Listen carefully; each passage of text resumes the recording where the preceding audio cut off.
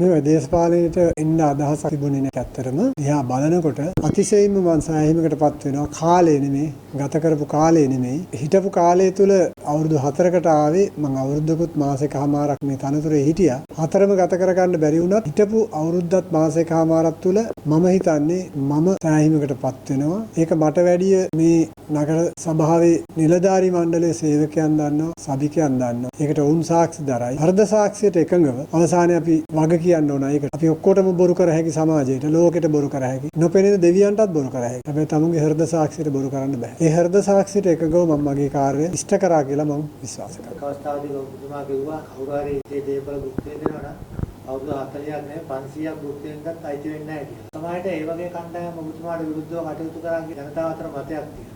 ඔව් මට ඒක එහෙමම කියලා කියන්න බෑ. මම දන්නේ නැහැ. ඒක මට දිවස් නැහැ නේද?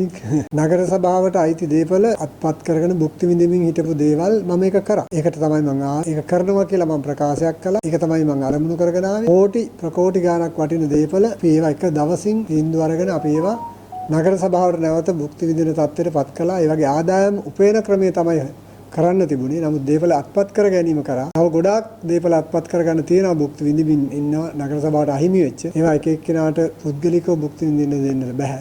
ඒ වගේම මේ මහ ජනතාවටම ආදායම් උපයලා නැවත පෙරලා මහ ජනතාවට මේ වගේ භුක්තිය දෙන්න ඕන. ඒක මම ගන්න ඕන තීරණ මගේ മന്ത്രി මණ්ඩලයත් එක්ක මට සහාය වුණා. නිලධාරී මන්ත්‍රී මණ්ඩලය තනියම ඒවා නෙමෙයි ගත්තා. සහාය වුණා. ඒ තීරණ ගත්තා. ඒකට නායකත්වය මම දුන්නා. ඒ වගේ ප්‍රතිඵලයක්ද මේ එහෙම නෙමෙයි.